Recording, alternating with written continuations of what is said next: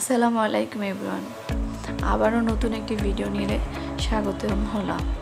আজকে আমি আপনাদেরকে দেখাবো পাঁচমিশালি শাক কিভাবে রান্না করলে আপনার চেটেপুটে ভাত খাবেন। এই পাঁচমিশালি শাক হলে আর কিছুই লাগে না। দেখেন, আমি এখানে 3-4 রকমের শাক একসাথে নিয়েছি, ভালো করে ধুয়ে নিলাম। অফ ক্যামেরাতে অবশ্য 3-4 বার ধুয়ে নিছি, কারণ জমিন থেকে আনলে না এগুলোতে বালু থাকে। ভালো করে ধুলে এই বালুটা আর থাকে না। আমি একবার শুধু আপনাদেরকে দেখাইছি। এই যে দেখেন, আমি একটা বোর্ডে নিয়ে ছুরি দিয়ে দু তিনবার ছুরি দিয়ে কেটে নিলাম, কারণ এই শাকটা না বেশি পলি করতে হয় না, আপনি অল্প করলেই হয়। এটা তো আর আস্ত থাকে না, এটা রান্নার সাথে সাথে গলে যাবে, মিশে যাবে। আস্তে আস্তে করে আমি সবগুলো শাক কেটে নিলাম। এই যে দেখেন, এক পাতিলা হয়েছে, কিন্তু একটু পরে দেখবেন নিমিশেই আর কোনো শাক নেই, অল্প হয়ে গেছে।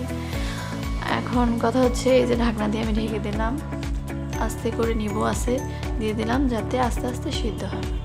এখন আমি 5-6টা রসুন নিয়েছি, বড় সাইজেরই।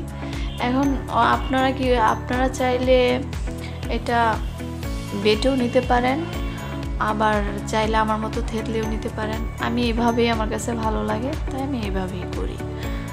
আপনাদের কাছে হয়তো বেটে ওইভাবে ভালো লাগতে পারে।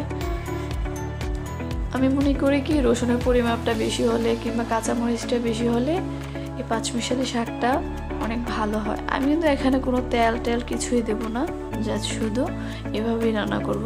এই যে দেখেন, কাঁচামরিচ দিয়ে দিলাম।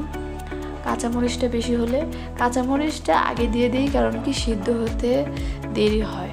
কাঁচামরিচটা সিদ্ধ হওয়ার পরে আমি দিয়ে দেব লবণ। এই যে দেখেন, 1 চামচ লবণ দিয়ে দিলাম।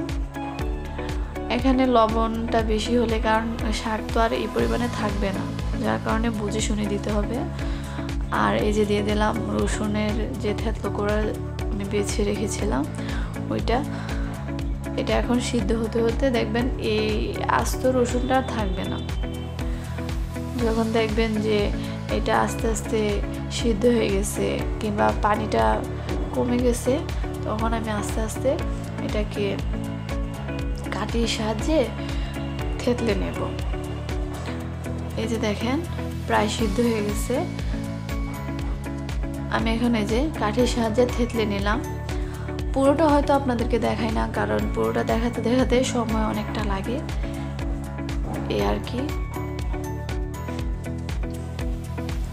আমি অফ ক্যামেরাতেই সব কিছু করে নিই। প্লিজ আমার চ্যানেলটি একটু সাবস্ক্রাইব করে দিবেন, আমার পাশে থাকবেন, আমার জন্য দোয়া করবেন।